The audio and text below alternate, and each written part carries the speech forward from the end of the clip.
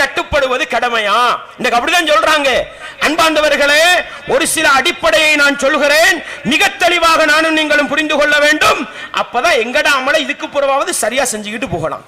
முதலாவது அடிப்படை, குர்ஆன் சுன்னாவை பேசுகின்ற ஒவ்வொரு உலமாக்களை நோக்கியும் தான் நான் கேட்கிறேன். ஜம்மியாவுக்கு கட்டுப்பட வேண்டும், பிறை தீர்மான குழுக்கு கட்டுப்பட வேண்டும் என்று சொல்கிற ஒவ்வொரு உலமாக்களை நோக்கி நான் கேட்கின்ற ஒரு சில கேள்விகள் நிதானமா நான் இந்த இடத்துல சொல்றேன்றதுக்காக நீங்க முடிவை மாத்தணும் நான் சொல்ல வரல.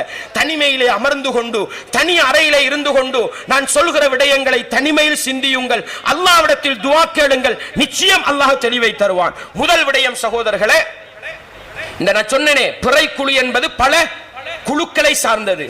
இவர்கள் ஒருவருக்கொருவர் கட்டுப்படுகிறார்களே? முதலாவது கேள்வி, இவர்கள் ஒருவருக்கொருவர் கட்டுப்படுகிறார்களா? கொழும்பு பெரிய பள்ளி வாசல் ஜம்மியத்துல் உலமாவுக்கு கட்டுப்படுகிறதா? ஜம்மியத்துல் உலமா கொழும்பு பெரிய பள்ளி வாசலுக்கு கட்டுப்படுகிறதா? அல்லது கலாச்சார அமைச்சுக்கு இந்த ரெண்டு பேரும் கட்டுப்படுறாங்களா? முதல் கேள்வி. உலமாக்கள் அல்லாஹ்வை பயந்து நிதானமாக சிந்தித்து முடிவுக்கு வர வேண்டும். அன்பாண்டவர்களே, 2018ஆம் ஆண்டு ரமலானுடைய தலைப்புறையை தீர்மானிப்பதில் ஒரு சின்ன ஒரு தடுமாற்றம் வருகிறது. என்ன தடுமாற்றம்? இலங்கையின் நாளாத்திக்கிலும் கடுமையான மழை. பொறைய பார்க்கறதுக்கு முயற்சி பண்ணினாங்க, பொற விளங்கல்ல.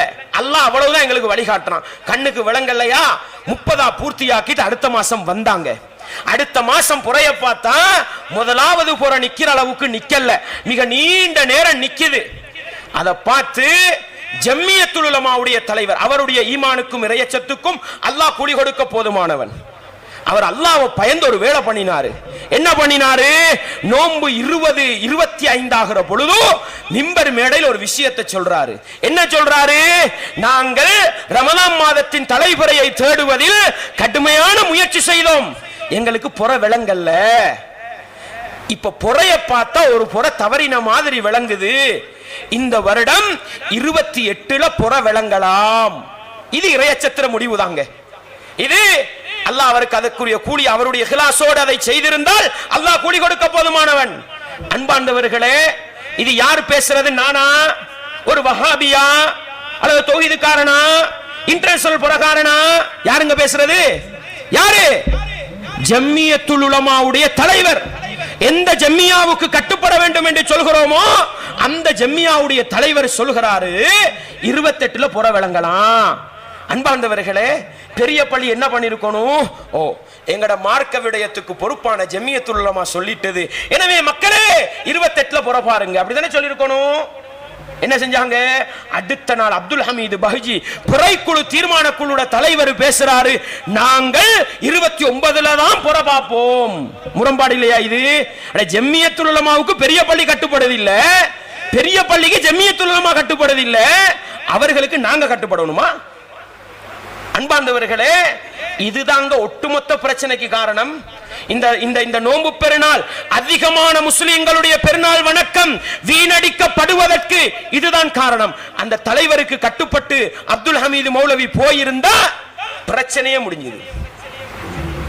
இப்ப நான் கேட்கிறேன், ஒவ்வொரு உலமாக்களும் இந்த பிறை தீர்மான குழுவுக்கு கட்டுப்பட வேண்டும் என்று சொல்கிற குர்ஆன் சுன்னாவுடைய ஆலிம்களை பார்த்து தான் கேட்கிறேன். இந்த ஜம்மியத்துல் உலமாவுக்கு நாங்க கட்டுப்படணுமா புற விஷயத்துல? இந்த பெரிய பள்ளிக்கு நாங்க கட்டுப்படணுமா புற விஷயத்துல? அவர்களே கட்டுப்படலங்க. அன்பாண்டவர்களே, இஸ்லாமிய உறவுகளே, அதன் பிறகு என்ன நடக்குது தெரியுமா? 28வது மாலையில பிறை கண்டதாக தகவல் வருகிறது. தகவல் வந்தா கண்டவர்கள் இன்டர்நேஷனல் காரவங்களாம். அதனால இது இன்டர்நேஷனல் சர்வதேச பிறைக்காரர்களின் சதித்திட்டமாம். நான் ஆரம்பத்திலே சொன்ன 28ல் பிறை விளங்கலாம் என்று இன்டர்நேஷனல் காரன் சொன்னானா அல்லது ஜம்மியத்துல் உலமா தலைவர் ரிஸ்வி முஃப்தி அவர்கள் சொன்னார்களா? அதை வச்சுதான் புற பார்க்கிற நிலையை இலங்கையில வருது. எனவே இந்த புரளிய கிளப்பினது இன்டர்நேஷனல் சர்வதேச புறக்காரவர்கள் அல்ல. இந்த ஜம்மிய இந்த நாட்டுடைய மார்க்க விவகாரத்துக்கு பொறுப்பு என்று ஏற்றுக்கொண்ட ஜம்மியத்துல் உலமாவுடைய தலைவர். இது முதல் விடயம், நானும் நீங்களும் விளங்கிக் கொள்ள வேண்டும். 28 மாலையில புற விளங்குற தகவல் வந்தா ஜம்மியத்துல் இந்த பெரிய பள்ளியில திடீர்னு ஒரு கூட்டம் கூடுறாங்க. அன்பாண்டவர்களே, அல்லாஹ் போதுமானவன், அல்லாஹ் சாட்சி. எந்த அளவுக்கு சொன்னா ஜம்மியத்துல் உலமாவுடைய தலைவர் தாக்கப்பட்டார் என்று சொல்லுகின்ற அளவுக்கு நெருக்கமான தகவல் கிடைக்குது. ஏன்? பெருநாளை அறிவித்து விடுவாரோன்ற பயம். அன்பார்ந்தவர்களே, ஜம்மியத்துல் உலமா தலைவரை நீங்க அடிப்பீங்க, உங்களோட ஃபத்வாவை நாங்க ஏற்றுக்கொள்ளணும். அப்படியா? அல்லாஹ்வை பயந்து சிந்திக்க வேண்டும் சகோதரர்களே. ஒவ்வொரு ஏண்டா இத உலமாக்கள் பேசுறது இல்ல. இவ்வளவு அநியாயம் நடக்குது, இவ்வளவு தில்லுமுழு நடக்குது, இதை யாருமே பேசுறது இல்லங்க. 2010ஆம் ஆண்டு மரணித்து விட்டார். யாரு? அந்த நேரம் ஜமியத்துல் உலமாவோட செக்ரட்டரியா இருந்தார் ரியால் மௌலவி. 2010ஆம் ஆண்டு அடிக்கப்படுகிறார், கடுமையான தாக்குதலுக்குள்ளாக்கப்படுகிறார். ஜம்மியத்துல் உலமா தான் எங்களுக்கு வழிகாட்டி, அவங்களோட ஃபத்வாவை தான் எடுக்கணும்னு சொல்ற அவர்களையே பிறை தீர்மான குழு காடையர்களை வைத்து தாக்கும் என்று சொன்னால் இவர்களுக்கு கட்டுப்பட வேண்டுமா? 2013ஆம் ஆண்டு இதே பிரச்சனை கிண்ணியாவிலே பிறை கண்டதாக சாட்சி சொல்லப்படுகிறது, மறுத்தார்கள். அந்த பிறை சாட்சியத்துக்கு எதிராக இதே ஜமியத்துல் உலமா தலைவர் எதிர்மேடை ரேடியோவிலே பேசினார், பயான் செய்தார். ஒரு கிழமைக்கு பிறகு அந்த மக்களோட பேசிட்டு வாபஸ் வாங்குறார். நாங்க தான் தவறு விட்டோம். அன்பார்ந்தவர்களே, வெளிப்படையா தவறு செய்யறாங்கன்றது விளங்குது, இவங்களுக்கு கட்டுப்படணுமா? நேற்று ஜம்மியத்துல் உலமாவிலே கூடிய கூட்டத்தில் கூட என்ன சொல்லிருக்கிறாரு? போன வெள்ளிக்கிழமை ஜும்மால கேட்டிருப்பீங்க. ஜும்மால தெளிவா சொல்றாரு, இந்த 28வது பிறை விவகாரம் சர்வதேசக்காரர்களின் சதித்திட்டம் என்று சொன்னவர் நேற்று உலமாக்களோட கூட்டத்தில் சொல்லியிருக்கிறாரு, 3 சாராரையும் குறை சொல்ல முடியாதுன்னு இருக்கிறாரு. என்ன 29 வெள்ளிக்கிழமை பெருநாள் கொண்டாடினவங்களையும் பிழை சொல்ல இயலாது, வெள்ளிக்கிழமை நோன்பு பிடிச்சவங்களையும் குறை சொல்ல இயலாது, வெள்ளிக்கிழமை நோன்பு விட்டுட்டு சனிக்கிழமை பெருநாள் கொண்டாடினாங்களே அவங்களையும் குறை சொல்ல முடியாதுன்னு சொல்லி இருக்கிறாரு. ஏன் வாப்பா இது இவ்வளவு தவறு நடக்குது, இதை மக்களுக்கு சொல்லக்கூடாதா? இது இஸ்லாமிய ஹிலாஃபத்தா இங்க நடக்குது?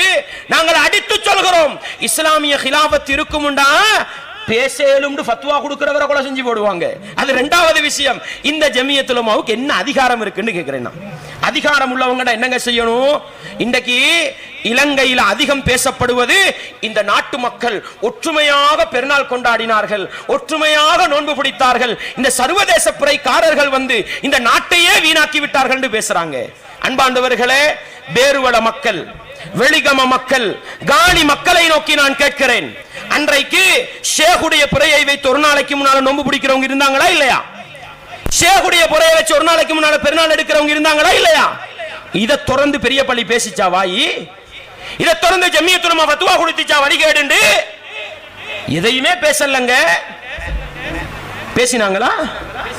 ஆனா இன்றைக்கு என்ன சொல்றாங்க? நாட்டு ஒற்றுமையை குலைத்தவர்கள் சர்வதேச பிறைக்காரர்கள். ஒன்றை சொல்லிக் கொள்கிறேன், நான் சர்வதேச பிறையின் அடிப்படையில் நோன்பு பிடிப்பவனும் அல்ல, பெருநாள் கொண்டாடுபவன் அல்ல. இதுவரைக்கும் என்னுடைய வாழ்க்கையில் உள்நாட்டு பிறையின் அடிப்படையில் நோன்பெடுத்தவன், பெருநாள் எடுத்தவன். ஏன்னா நீங்க நினைச்சிடலாம் நான் அதுக்காக பேசுறேன். என்ன சொல்ல வருகிறேன் தெரியுமா?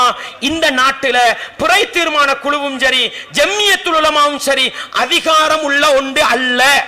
அதிகாரம் இருந்திருந்தால் அன்றைக்கு ஷேகு புறையை வச்சு கொண்டாடினவங்களை தடுத்து நிறுத்தி இருந்தா இந்த நாட்டில் சர்வதேச புறையும் வந்திருக்காது, இந்த புற பிரச்சனையும் வந்திருக்காது. அதிகாரம் இல்ல, அதனால அவங்களோட வழியை பார்த்துட்டு போறாங்க. இது இரண்டாவது விஷயம். மூணாவது